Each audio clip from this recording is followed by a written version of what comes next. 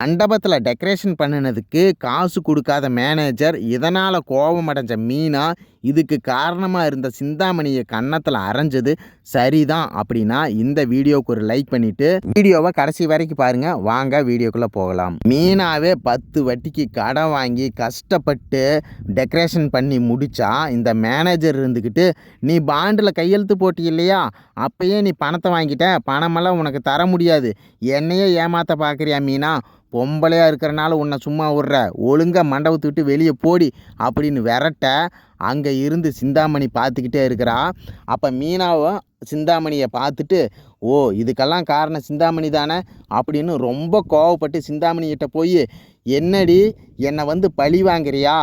நீ நினச்ச மாதிரி என்னை இப்போ பழி வாங்கிட்ட, ஆனால் நான் உன்னை சும்மா விட மாட்டேன், பணமே வாங்காத என்ன பணம் வாங்கிட்டேன் அப்படின்னு சொல்லி என்னை ஏமாத்துறீங்க, நான் பாண்டில் கையெழுத்து போட்டது உண்மைதான், ஆனால் அதுக்குள்ளே நீங்கள் என்னென்ன எழுதுனீங்க அப்படிங்கிறதெல்லாம் நான் படிக்கலை, அதை வச்சு என்னை பிளாக்மெயில் பண்ணுறீங்க, நான் 10 வட்டிக்கு கடன் வாங்கியிருக்கிறேன், இப்போ என் குடும்பம் என்ன ஆகிறது, நான் சூசைட் பண்ணிக்கிற தவிர வேறு வழியே இல்லை அப்படின்னு சொல்லி சிந்தாமணிக்கிட்ட கண்ணா பின்னான்னு பேசுகிறா. சிந்தாமணி இருந்துக்கிட்டு, நீ செத்தா என்ன, இந்த பிஸ்னஸை விட்டு போனா என்ன, நீ ஒழுங்காக பண்ணலை, படித்து பார்த்து கையெழுத்து போடலை, அது எல்லாம் உன்னோட தப்பு, அதை விட்டுட்டு என் மேலே கோவப்பட்ட என்னடி பண்ணுறது அப்படின்னு மீனாவை வாடி போடின்னு பேச மீனாவுக்கு கோபம் வந்துருச்சு. என்னோட பிஸ்னஸில் நான் தோற்றதுக்கு நான் தான் காரணம், ஆனால் என்னை இழிவாக பேசுகிறதுக்கு உனக்கு எந்த ரைட்ஸும் கிடையாதுன்னு ஓங்கி மேனேஜர் முன்னாடியே சிந்தாமணியை அடிக்க, சிந்தாமணி கன்னத்தை பிடிச்சிக்கிட்டு, என்னடி உனக்கு தைரியம், எங்கள் மேனேஜர் முன்னாடியே என் மண்டபத்தில் என்னையே அடிக்கிறியா, வாட்ச்மேன் மேனேஜர் இவளை கழுத்தை பிடிச்சி வெளியில் தள்ளுங்க அப்படின்னு எல்லாரும் மீனாவை பிடிச்சி வெளியில் தள்ளுறாங்க. அதுக்கு மீனா இருந்துக்கிட்டு, நான் தோற்றுருக்கலாம், ஆனால் சத்தியம் ஒரு நாளும் தோக்காது, உண்மை ஜெயிக்கும் அப்படின்னு கத்திக்கிட்டு வெளியில் போகிறா. சிந்தாமணி உடனே விஜயாவுக்கு ஃபோன் பண்ணி, விஜயா உங்களுக்கு ஒரு சந்தோஷமான விஷயம், என்ன சொல்லுங்கள், மீனாவை கழுத்தை பிடிச்சி வெளியில் தள்ளிட்டேன், அது மட்டும் இல்லாமல் 2.5 லட்ச ரூபா கடன், நான் பணத்தை வேறு திருப்பியும் கொடுக்கல, இன்னும் அவள் எப்படி கடன் கட்ட போகிறா, வட்டி கட்ட போகிறா, அவள் சூசைட் பண்ணிக்கிற தவிர வேறு வழியே இல்லை அப்படின்னு உடனே விஜயாவுக்கு ஒரே சந்தோஷம். சிந்தாமணி என்ன உங்கள் குரலில் ஒரு மாற்றம் தெரியுது அப்படின்னு உடனே, அதுவா அப்படின்ட்டு என்ன என்ன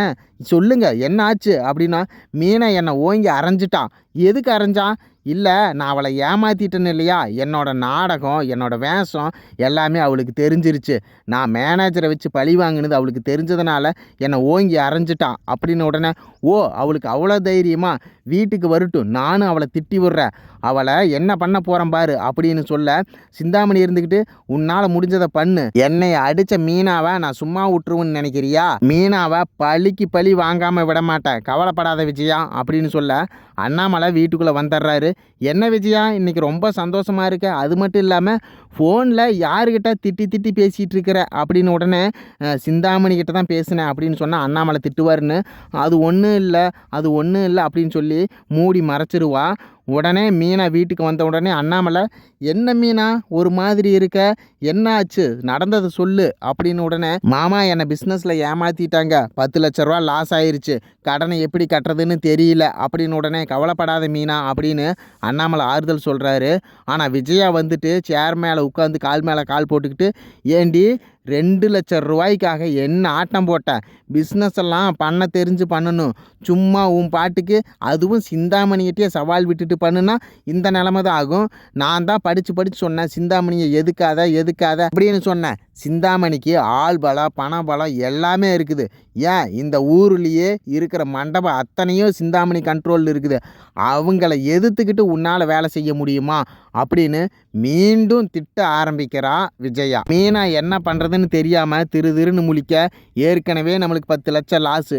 அது மட்டும் இல்லாமல் விஜயா வேற நம்மளை திட்டுறா, திருப்பி திட்டுனா நம்மளை வீட்டை விட்டு வெளியில் துரத்திடுவாங்க, நானே மன உளைச்சலில் இருக்கேன் அப்படின்னு நினச்சிக்கிட்டு கம்முன்னு சோபாவில் உட்காந்துருக்கேன். அண்ணாமலை விஜயாவை பார்த்து, வாயை மூடிடி, இதுக்கெல்லாம் நீயும் ஒரு உடந்தை தான், 10 லட்ச ரூபா இன்றைக்கி லாஸ் ஆகிருக்கு அப்படின்னா அதுக்கு யார் காரணம், நீ தாண்டி அப்படின்னு விஜயா மேலே பழிய போட, விஜயா இருந்துட்டு, நான் என்ன காரணம், நான் தான் இவளை பிஸ்னஸ் பண்ண வேண்டான்னு சொன்னேனே, இவ பண்ணுனதுக்கு நான் என்ன பொறுப்பாக முடியும் அப்படின்னு கேட்க, இல்லை இந்த சிந்தாமணி கம்முன்னு இருந்தாலும் அவளை அப்பப்போ ஏற்றி விட்டு மீனாவை ஒழிச்சு கட்டுற வேலையை பார்க்குற. சிந்தாமணி உன் ஃப்ரெண்டு தானே, சொல்லி 2-3 ஆர்டர் வாங்கி கொடுத்து மீனாவை வாழ வைக்கலாமில்ல, மீனாவையும் பிஸ்னஸில் கை தூக்கி விடலாமில்ல. அதை விட்டுட்டு சிந்தாமணிக்கிட்டேயே போட்டி போட சொல்லி சிந்தாமணியை வச்சே மீனாவை முடிச்சு கட்ட பார்க்குற. இன்னைக்கு வேணும்னா மீனா தோற்று இருக்கலாம், ஆனால் இன்னொரு நாள் கண்டிப்பாக ஜெயிச்சு இதே சிந்தாமணியை ஓட விட போகிறான் அப்படின்னு சொல்ல விஜயா ஓட விடுவா. ஏங்க இவ பிஸ்னஸில் லாஸ் ஆனது மட்டும் இல்லாமல் சிந்தாமணியை அடிச்சுட்டு வேற வந்திருக்கிறா, அதை என்னன்னு கேளுங்க அப்படின்னு உடனே அண்ணாமலைக்கு ஒரே ஷாக் ஆயிடுச்சு. மீனா என்ன விஜயா சொல்கிறது உண்மையா, நீ சிந்தாமணியை அடிச்சியா அப்படின்னு கேட்க, ஆமாப்பா என்ன ரொம்ப டென்ஷன் ஆக்கிட்டாங்க, கோபத்தில் எனக்கு என்ன பண்ணுறதுன்னே தெரியல, அதனால ஓங்கி கன்னத்தில் அரைஞ்சிட்டேன்ப்பா. அதுக்கு அவங்க வாட்ச்மேனை எல்லாம் விட்டு என்னை கழுத்தை பிடிச்சி மண்டபத்தை விட்டு வெளியில் தள்ளிட்டாங்கப்பா அப்படின்னு சொல்ல, சரி ஏதோ கோபத்தில் பண்ணியிருக்க, நான் சிந்தாமணிகிட்ட பேசிக்கிறேன் விஜயா, இதையெல்லாம் பெருசு பண்ணி பெரிய பிரச்சனையாக்கி விட்டுறாத சரியா அப்படிங்க. நான் எதுக்கு இதை பெரிய பிரச்சனையாக்குறேன், சிந்தாமணி பார்த்துக்குவா அப்படின்னு. சும்மா இருந்தாலும் சிந்தாமணி சும்மா இருக்க மாட்டாங்க அப்படின்னு அண்ணாமலை கிட்ட சொல்கிறா விஜயா.